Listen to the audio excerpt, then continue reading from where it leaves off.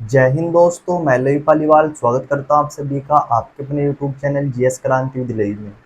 दोस्तों, हम लोग ने राष्ट्रपति टॉपिक को स्टार्ट कर रखा है, ठीक है। और इसके कुछ आर्टिकल मैंने इससे पहले वाली क्लास में बता दिए थे, और राष्ट्रपति से संबंधित जितने भी इम्पोर्टेंट आर्टिकल थे उनको हम आज की क्लास में कवर करने वाले हैं, ठीक है भाई। और इससे पहले क्लास में भी मैंने आप लोगों को आर्टिकल 52 से लेकर आर्टिकल 58 तक बता दिया था, और आज आर्टिकल 58 से आगे हम स्टार्ट करेंगे कि आर्टिकल 58 से आगे राष्ट्रपति से संबंधित क्या क्या प्रावधान किए गए हैं। आइए जानते हैं इससे आगे के प्रावधान क्या क्या किए गए हैं।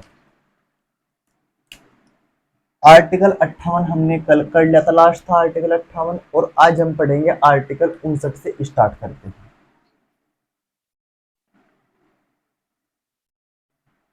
आर्टिकल 59 59, ठीक है भाई। क्या है आर्टिकल 59 में, इसमें जानेंगे। इसमें है राष्ट्रपति पद की शर्त, ठीक है, पूरा लिखेंगे आप। राष्ट्रपति पद की शर्तें, क्या कहा गया है इसमें राष्ट्रपति पद की शर्तें में। इसमें कंडीशन दे दी राष्ट्रपति को, ठीक है। कंडीशन क्या दे दी, 58 में क्या पढ़ा था हमने, योग्यता पढ़ा था, ठीक है, कि योग्यता क्या क्या है उसकी। 59 में क्या है, शर्त है। शर्त क्या क्या रख दी राष्ट्रपति के लिए। शर्त यह है कि यदि कोई व्यक्ति राष्ट्रपति पद के लिए चुनाव लड़ता है और वो चुनाव जीत जाता है, लेकिन चुनाव जीतने से पहले वो या तो राष्ट्रपति था या राज्यपाल था या संघ या राज्य के अधीन कोई मंत्री था, तो वो व्यक्ति यदि चुनाव जीत जाता है राष्ट्रपति का, तो उसे राष्ट्रपति की शपथ लेने से पहले अपने पहले वाला पद का त्याग करना होगा। ये उसकी शर्त है, इसकी राष्ट्रपति की, यदि कोई राष्ट्रपति बन जाता है, ठीक है। यानी कि अपने पहले वाले पद से उसे इस्तीफा देना होगा, पहले वाला पद उसको त्याग करना होगा। ये बात किसमें है जी, आर्टिकल 59 में। अब बात करता हूं मैं अगले आर्टिकल की। आर्टिकल 60, अनुच्छेद 60, इसमें क्या है, राष्ट्रपति की शपथ।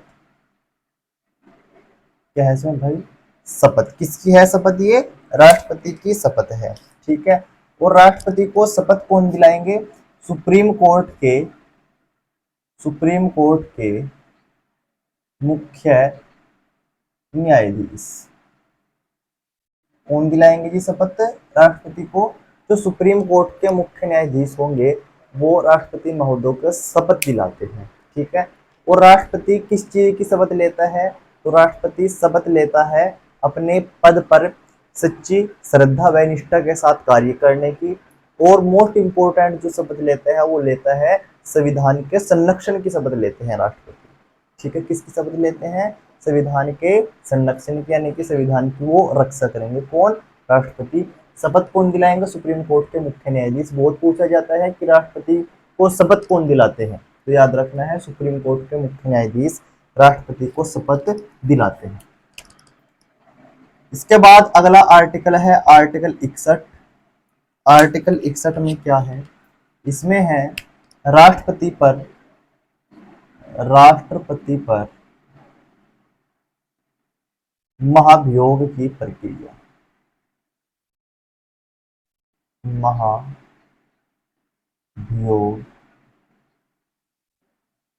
की प्रक्रिया, ठीक है भाई।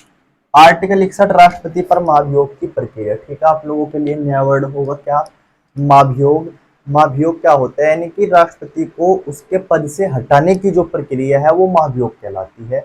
और इसका वर्णन किसमें किया गया है, इसका वर्णन किया गया है आर्टिकल 61 में, अनुच्छेद 61 में इसका वर्णन किया गया है, ठीक है।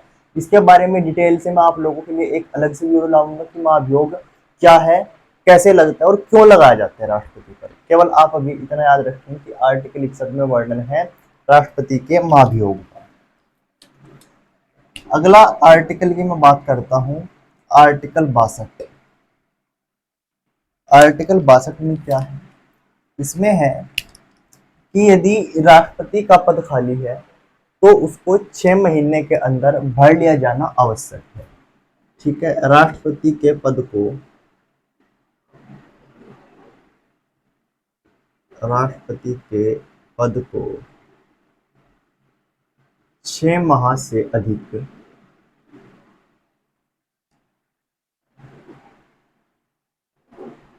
खाली नहीं रख सकते, नहीं रख सकते। क्या बात है आर्टिकल 62 में, इसमें कहा गया कि यदि जो राष्ट्रपति है और राष्ट्रपति अपने पद से अनुपस्थित है तो राष्ट्रपति का जो पद है उसको 6 महीने से अधिक खाली नहीं रखा जाता, यानी कि 6 महीने के अंदर दूसरा राष्ट्रपति होना आवश्यक है राष्ट्रपति के पद पर। ठीक है, इसीलिए जो राष्ट्रपति का जब कार्यकाल समाप्त होने वाला होता है तो 6 महीने पहले से ही चुनाव की प्रक्रिया स्टार्ट कर दी जाती है, क्योंकि राष्ट्रपति के चुनाव में बहुत समय लगता है। तो उसका पद राष्ट्रपति महोदय का जो पद है कभी भी खाली नहीं रखा जा सकता। ठीक है, किसमें बात है ये, आर्टिकल 62 में ये बात कही गई है। अगले की मैं बात करता हूँ। ठीक है, अब तक तो हमने क्रम से पढ़े आर्टिकल 52 से लेकर आर्टिकल 62 तक क्रम वाइज हम पढ़ते आ रहे हैं। 52, 53, 54, 55, 56, 57, 58। ठीक है, 59, 60, 61, 62। लेकिन 62 के बाद इसका जो अगला आर्टिकल होगा सीधा वो क्या होगा, आर्टिकल 72 होगा। इसके बीच का आर्टिकल 10 कहाँ गई जी, तो उन आर्टिकलों में वर्णन है उपराष्ट्रपति का। और मैंने पहले ही क्लास में बताया था आप लोगों को कि मैं राष्ट्रपति को एक साथ कवर कराने वाला हूँ तो एक क्लास में। ठीक है, यानी कि इसको अलग अलग हम नहीं पढ़ेंगे। जितने भी संविधान में राष्ट्रपति से संबंधित आर्टिकल उन सबको हम एक ही साथ कवर करेंगे। ठीक है, इनको अलग अलग नहीं पढ़ेंगे। ठीक है दोस्त, आर्टिकल 72 में क्या है, राष्ट्रपति को क्षमादान की शक्ति या क्षमादान की शक्ति, किसको, राष्ट्रपति। ठीक है भाई, राष्ट्रपति को क्षमादान की शक्ति, और ये शक्ति 3 प्रकार की हो सकती है। ठीक है, 3 प्रकार कौन कौन से होंगे इसके, निलंबन, निलंबन, लघुकरण, परिहार। निलंबन, लघुकरण और परिहार। ठीक है, और एक और लिख लेना इसमें क्या, किसी की फांसी माफ कराना, फांसी माफ कराना या फांसी लिखो सीधा। ठीक है, क्षमादान यानी कि फांसी की किसी को सजा हुई है तो उसकी फांसी माफ करवा सकता है। क्या है ये चीजें, इनको भी समझेंगे। आइए कि कैसे कैसे समाधान की शक्ति है, उसको कैसे माफ कर सकते हैं। तो जो ये है पहले वाला निलंबन। ठीक है, निलंबन में क्या है, यानी कि किसी भी व्यक्ति, कोई भी व्यक्ति है और उसको सजा हो जाती है तो उसकी सजा को निलंबित कर देगा। ठीक है, यानी कि टाल देगा, कौन, राष्ट्रपति। ठीक है, निलंबन कर देगा। लघुकरण, किसी को 6 महीने की सजा हुई है या 6 साल की सजा हुई है तो उसकी सजा घटाकर 3 साल की कर देगा, 2 साल की कर देगा, 1 साल की कर देगा, सजा का छोटा रूप। परिहार, किसी की सजा को टाल देना कुछ समय के लिए। ठीक है, यानी कि किसी व्यक्ति को आज सजा होनी है तो कहेगा कि अभी इसको सजा मत सुनाओ, 6 महीने बाद सजा सुनाना। राष्ट्रपति के पास ये शक्ति होती है।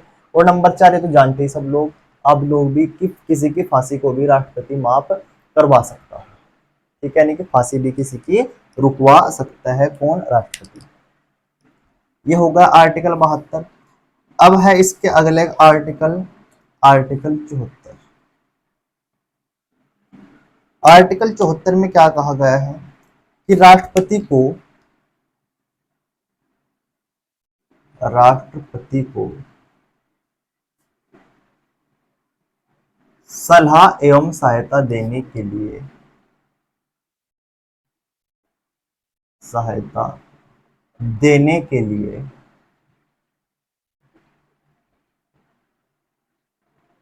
एक मंत्री परिषद होगी,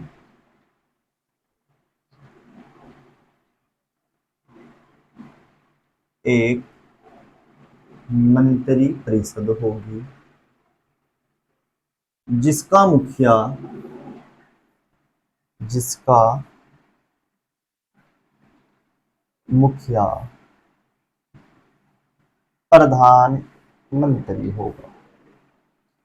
क्या है आर्टिकल 74 में, राष्ट्रपति को सलाह एवं सहायता देने के लिए एक मंत्री परिषद होगी जिसका मुखिया कौन होगा, प्रधानमंत्री होगा, पीएम होगा। ठीक है, राष्ट्रपति को किसी भी प्रकार की सलाह चाहिए या सहायता चाहिए तो मंत्रिपरिषद से मांग सकता है, मंत्रिपरिषद उसको सलाह एवं सहायता दे देगी। ठीक है भाई, इसका अगले आर्टिकल की बात करते हैं। इससे अगला अनुच्छेद क्या होगा इसका, आर्टिकल 75। अनुच्छेद 75 में क्या है, राष्ट्रपति प्रधानमंत्री की, पीएम प्राइम मिनिस्टर की नियुक्ति करेंगे, नियुक्ति करेंगे। ठीक है, आर्टिकल 75 के तहत किसकी नियुक्ति होगी, प्रधानमंत्री की नियुक्ति होगी। और इसको आप लोगों ने लिख लेना है, इंपॉर्टेंट, क्योंकि कई बार पूछा गया है कि राष्ट्रपति प्रधानमंत्री की नियुक्ति किस अनुच्छेद के तहत करते हैं। तो याद रखना है आपको, अनुच्छेद 75 के तहत प्रधानमंत्री की नियुक्ति कौन कर सकते हैं, राष्ट्रपति करते हैं।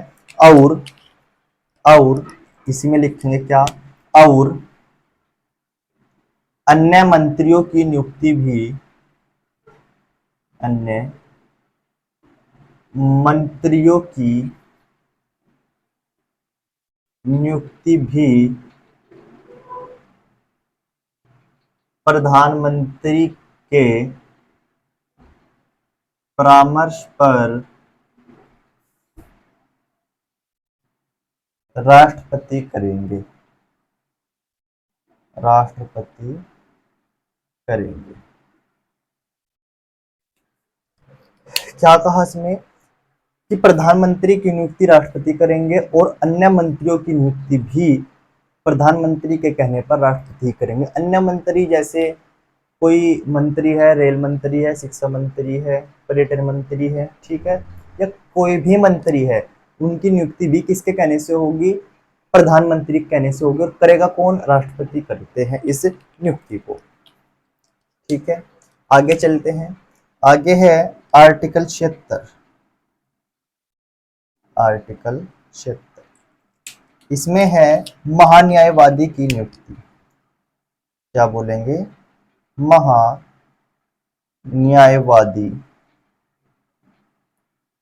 की नियुक्ति। आर्टिकल 76 के तहत राष्ट्रपति किसकी नियुक्ति करेंगे, महान्यायवादी की नियुक्ति करते हैं। ठीक है भाई, किसकी, महान्यायवादी। शब्द आया है एक महान्यायवादी, क्या होता है, तो महान्यायवादी भारत का प्रथम विधि अधिकारी होता है, प्रथम कानूनी अधिकारी होता है। या आप सिंपल भाषा में, सिंपल लैंग्वेज में क्या बोल सकते हैं इसको, कि यह भारत सरकार का सरकारी वकील होता है। अर्थात भारत सरकार के न्यायालयों में ये पक्ष रखता है भारत सरकार का।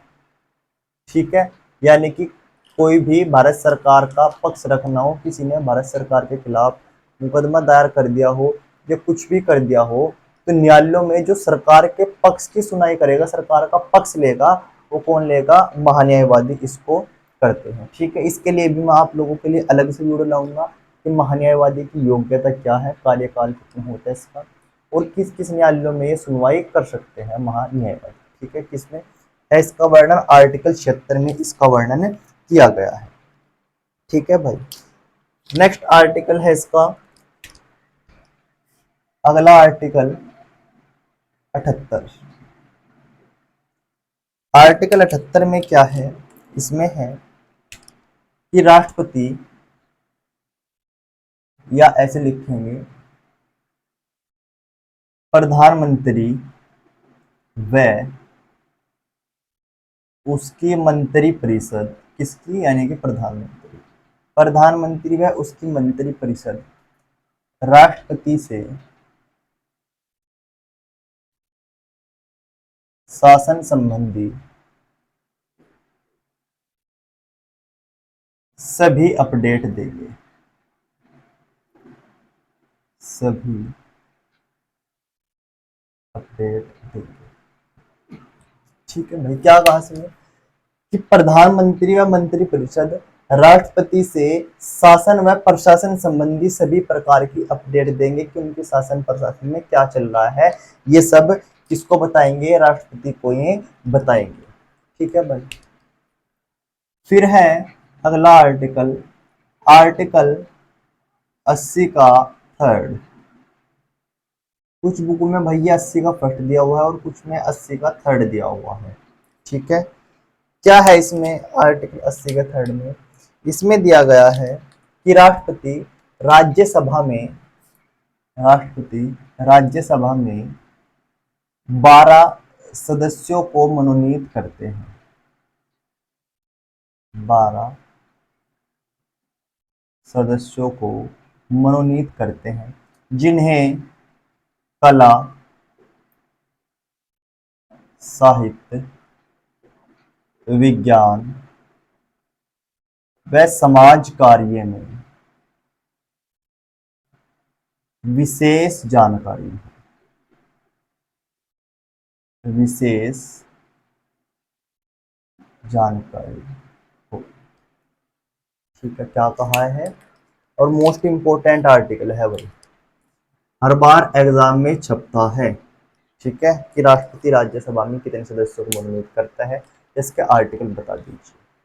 इसमें कहा कि राष्ट्रपति 12 सदस्यों को राज्यसभा में मनोनीत करता है, यानी कि राष्ट्रपति अपने विवेक से राज्यसभा में 12 सदस्यों को क्या करेगा? मनोनीत करेगा, और वे सदस्य राज्यसभा से सांसद कहलाते हैं फिर। और वे 12 सदस्य कौन कौन होते हैं? जिनको कला कला यानी कि जैसे महेंद्र सिंह धोनी है, उनके अंदर कला है क्रिकेट खेलने की, या कोई और खिलाड़ी है उसके अंदर कोई भी खेल खेलने की कला है, या कोई नेता अभिनेता है, ठीक है, एक्टर है, तो उसको भी राष्ट्रपति क्या करेंगे? राज्यसभा में मनोनीत कर सकते हैं। साहित्य, लिटरेचर, ठीक है, यानी कि जो कवि या लेखक वगैरह होते हैं, इनको भी क्या कर सकते हैं?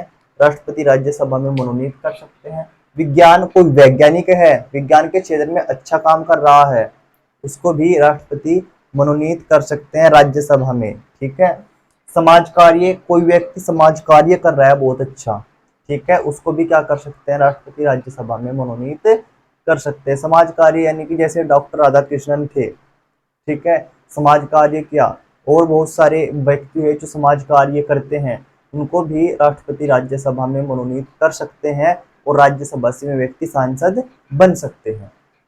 ठीक है, तो इसको आप लोग समझ चुके होंगे कि आर्टिकल 59 में 60, 61, 62, 72, 74, 75, 76 और 78 और 80 का थर्ड में क्या है, बहुत अच्छे से आप लोगों ने जान लिया होगा, और जान ही नहीं लिया होगा, इसको समझ भी लिया होगा।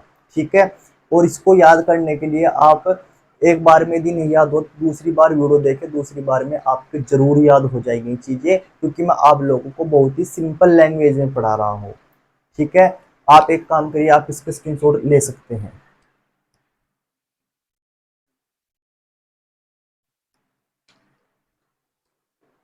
आई होप आपको ये वीडियो बहुत अच्छे से समझ में आई होगी, और आपको हमारा पढ़ाया हुआ बहुत अच्छा लग रहा होगा, और आप लोगों की बहुत अच्छे से समझ में आ रहा होगा। ठीक है दोस्तों, यदि आपको हमारा पढ़ाया हुआ अच्छा लगता है तो आप हमारे चैनल को सब्सक्राइब करिएगा, हमारी वीडियो को लाइक करिएगा, और हमारी वीडियो को शेयर करिएगा, और हमें कमेंट करके ज़रूर बताइएगा कि आपको हमारा पढ़ाया हुआ कैसा लग रहा है। जल्द ही मिलते हैं अगली वीडियो में, तब तक के लिए सभी दोस्तों को टेक केयर, बाय बाय, जय हिंद, जय भारत।